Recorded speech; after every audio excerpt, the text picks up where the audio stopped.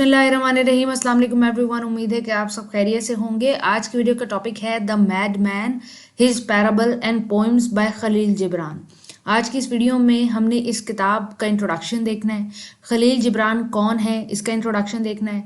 कौन कौन सी पोइम्स और पैराबल इस किताब के अंदर लिखी गई हैं, जो सामने आपके मेंशन की गई हैं A to I, इनकी समरी को भी डिटेल के अंदर स्टडी करना है।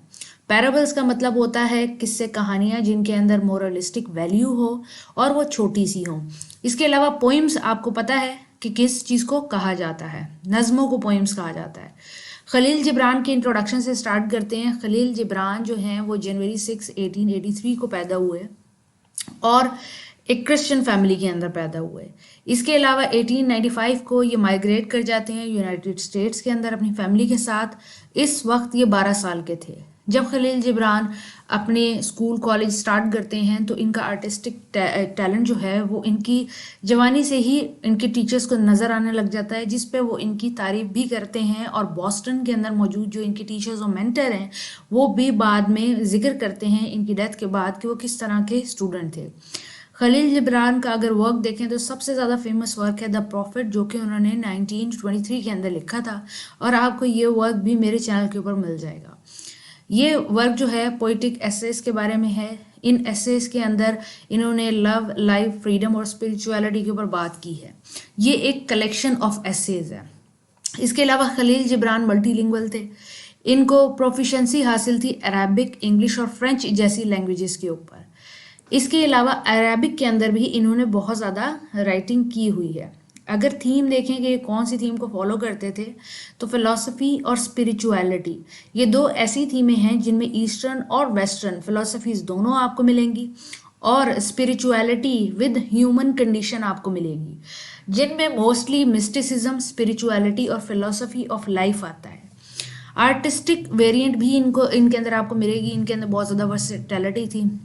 ये एक विजुअल आर्टिस्ट भी थे, ड्राइंग्स भी बनाया करते थे, पेंटिंग्स किया करते थे, राइटिंग भी करते थे और विजुअल आर्ट को बहुत ज़्यादा पसंद करते थे। इसके अलावा आपको इनके वर्क के अंदर सिंबलिज्म जैसी चीज़ें लाजमी नज़र आएंगी। Political social point of view बहुत ज़्यादा अच्छा रखते थे और फ्रीडम फाइटर थे। फ्रीडम, इंडिविजुअलिज्म पे बात करते थे और एडवोकेसी और personal liberty and self discovery पे बात करते थे।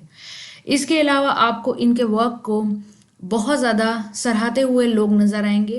क्लासिक मॉडर्न लिटरेचर का बहुत ही इम्पॉर्टेंट लिटरेचर प्रोड्यूस करके गए हैं, जिसको क्रिटिक्स बहुत ज़्यादा पसंद करते हैं। इसके अलावा 1931 न्यूयॉर्क सिटी 10 अप्रैल को इनकी डेथ हो जाती है। छोटा सा लाइफ स्पैन है, लेकिन इसके अंदर आपको बहुत ज़्यादा वर्क ऑफ लिटरेचर नज़र आएगा।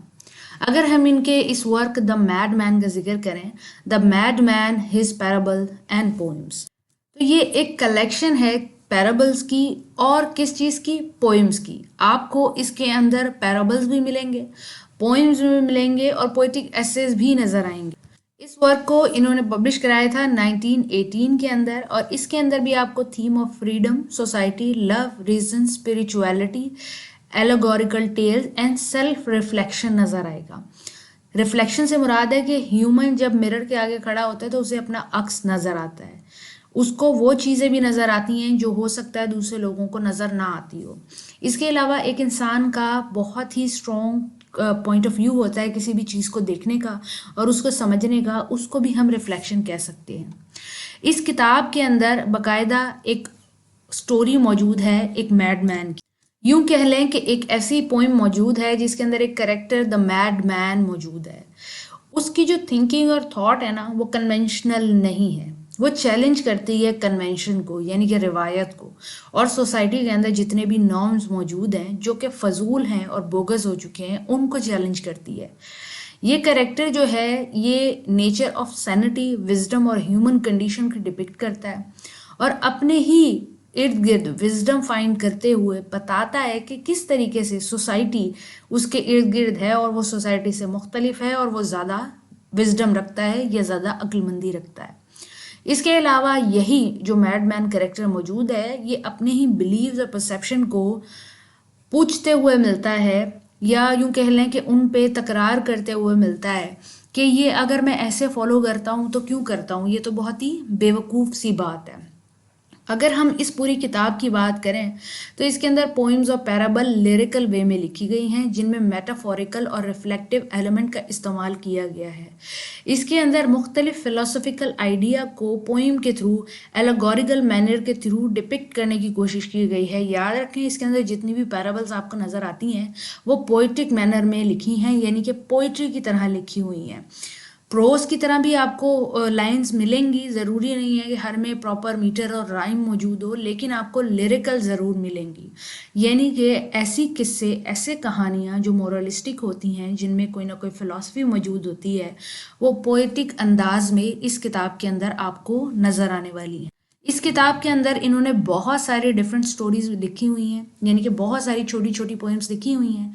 सारी पोइम्स की समरी में डिटेल में डिस्कस नहीं कर सकती थी, इसीलिए छोटी छोटी जो समरी में बना सकती थी डिफरेंट पैराबल्स पोइम की, तो वो मैंने आपके सामने लिखी हुई हैं, जिनको मैं अभी डिस्कस करने वाली हूँ। इसके अलावा और भी पोइम्स इस कलेक्शन के अंदर मौजूद हैं, जो कि आपका पढ़ना ज़रूरी है ताकि आपको उनकी अंडरस्टैंडिंग भी डेवलप हो। वीडियो के डिस्क्रिप्शन बॉक्स में मैं लिंक दे दूंगी, आप वहाँ से जाके इनका टेक्स्ट भी पढ़ सकते हैं। लेकिन टेक्स्ट की तरफ जाने से पहले जो समरीज मैंने कलेक्ट की हैं उनको डिस्कस कर लेते हैं। सबसे पहली जो स्टोरी मेरे पास मौजूद है, यानी कि एक ऐसी पोइम जिसके अंदर एक पैराबल मौजूद है, एक स्टोरी मौजूद है, उसका नाम है द मैडमैन। द मैडमैन का मतलब है एक पागल आदमी। वो क्यों पागल है? क्योंकि उसकी जो थॉट है, उसका जो माइंड है, वो सोसाइटी के अकॉर्डिंग वर्क नहीं करता, क्योंकि वो सोसाइटी की हर कन्वेंशनल चीज़ को आर्ग्यू करता है कि ऐसा है तो ऐसा क्यों है और क्यों कर रहे हैं हम। वो हर आने वाली जो उसके सामने फिनोमेना होता है, प्रॉब्लम होती है, चीज़ होती है, इवेंट होता है, वो उसको क्वेश्चन करता है कि ऐसे क्यों।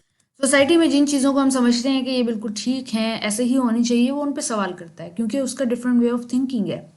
वो दुनिया को अपने ही नज़र से देखता है और वो एक अनकन्वेंशनल वे में देखता है, और वो चाहता है कि लोग भी उसके ज़रिए से दुनिया को देखें। इसके अलावा एक और पैराबल मौजूद है, एक और स्टोरी मौजूद है, जिसका नाम है the two hermits. Two hermit दो लोगों की कहानी है जो एक दूसरे से बहुत दूर रहते हैं और दोनों विजडम हासिल करना चाहते हैं। वो तलाश करना चाहते हैं मीनिंग ऑफ लाइफ को, और वो विजडम और मीनिंग ऑफ लाइफ ढूंढ भी लेते हैं, और वो हमेशा एक दूसरे से दूर रहते हैं और डिफरेंट वे में फाइंड करते हैं। यानी कि दोनों लोग जैसे मुख्तलिफ होते हैं, वैसे ही उनका विजडम और मीनिंग ऑफ लाइफ मुख्तलिफ होता है। इसके अलावा थर्ड स्टोरी जो मेरे पास मौजूद है, थर्ड पैराबल जो पोइम की सूरत में लिखी गई है, उसका नाम है द वाइज डॉग, यानी कि सियाना कुत्ता।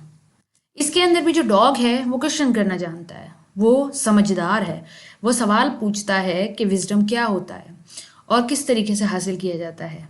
फर्दर वो जब डिग इन करता है तो बेसिकली उसको पता लगता है कि हर चीज़ के दो मीनिंग होते हैं, एक सरफेस मीनिंग होता है और एक डीपर मीनिंग होता है। जो सियाने होते हैं वो डीपर मीनिंग को अंडरस्टैंड करते हैं, जो सियाने नहीं होते वो सरफेस मीनिंग से ही सेटिस्फाई हो जाते हैं।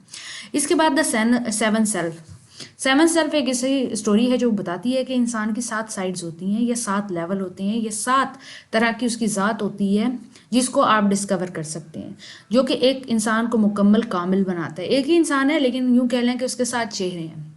ये इंसान को बेहतर समझने में और उसका एक्सपीरियंस बेहतर करने में मदद करती है। अगर आप भी स्टोरी को पढ़ेंगे तो आपका पर्सपेक्टिव भी डेवलप होगा। इसके बाद एक और जो पैराबल मौजूद है, उसका नाम है द पोइट। अब पोइट ज़माने में क्या रोल अदा करते हैं, ये पोइम इस बारे में। वो कहते हैं कि पोइट बहुत ज़्यादा इंपॉर्टेंट है, आर्टिस्ट बहुत ज़्यादा इंपॉर्टेंट है। क्यों? क्योंकि ये किसी भी चीज़ का डीपर मीनिंग हमारे सामने लेके आते हैं क्रिएटिव वर्क की मदद से। इसके अलावा ये दुनिया को बेहतर समझने में हमारी मदद करते हैं। The sayings of Brook. The sayings of Brook भी एक ऐसा पोइटिक पीस है जो कि बताता है कि नेचर कैसी है, नेचर का फ्लो कैसा है, लाइफ का फ्लो कैसा है, विजडम का फ्लो कैसा है।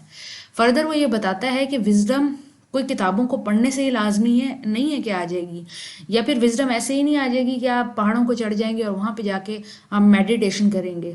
विजडम सिर्फ हमें अपने इर्द गिर्द देखने से, दुनिया को ऑब्जर्व करने से भी हासिल हो सकती है। इसके बाद एक और स्टोरी मौजूद है जिसका नाम है द सिटी ऑफ ब्रास।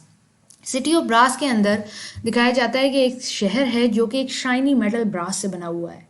ये लोगों को सिंबलाइज करता है आजकल के जो मेटेरियलिस्टिक वेल्थ को परस्यूट करते हैं। वो बताता है कि किस तरीके से ये मेटल बहुत ज़्यादा शाइनी, चमकदार और इज्जत और वकार वाला है, लेकिन ये अंदर से एम्प्टी है, ये खोखला है। जब आप इसे बजाते हैं तो आपको टिन की आवाज़ आती है, और ये चीज़ शो करता है कि ये जो लोग मटेरियलिस्टिक चीज़ों को परस्यू करते हैं ये अंदर से खाली या खोखले होते हैं। इसके बाद एक और स्टोरी मेरे पास मौजूद है जिसका नाम है द स्लीप वॉकर्स, यानी कि नींद में चलने वाले। इस स्टोरी के अंदर, इस पोइम के अंदर उन लोगों का जिक्र किया गया है जो अंधाधुंध रश को फॉलो करते हैं। जैसे भेड़े जो होती हैं वो एक हर्ड के अंदर फिरती हैं, और जहाँ वो गिरती हैं सारी, वो सारी जा रही होती हैं, वो इकट्ठी मिलके जाती हैं, उन्हें पता नहीं होता वो क्या कर रही हैं, लेकिन वो जा रही हैं। ये आजकल के लोगों की तरह है। जब पता लगता है कि अमेजोन से अर्निंग होती है तो वो उसके पीछे चल पड़ते हैं। जब उन्हें पता लगता है कि ईबे से अर्निंग होती है तो उसके पीछे चल पड़ते हैं। जब उन्हें पता लगता है कि एमबीए करने से बैंक में जॉब लग जाती है तो वो उसके पीछे चल पड़ते हैं।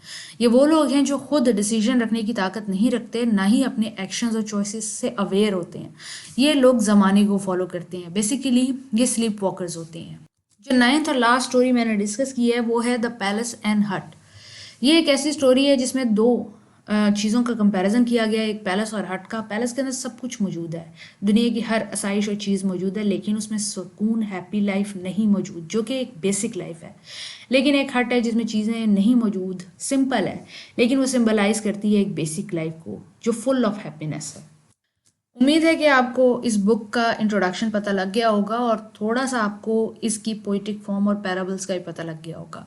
अगर आपको वीडियो पसंद आती है, समझ आती है, तो दोस्तों के साथ लाजमी शेयर कीजिएगा। अगली वीडियो तक के लिए ख्याल रखें। अल्लाह हाफ़िज़।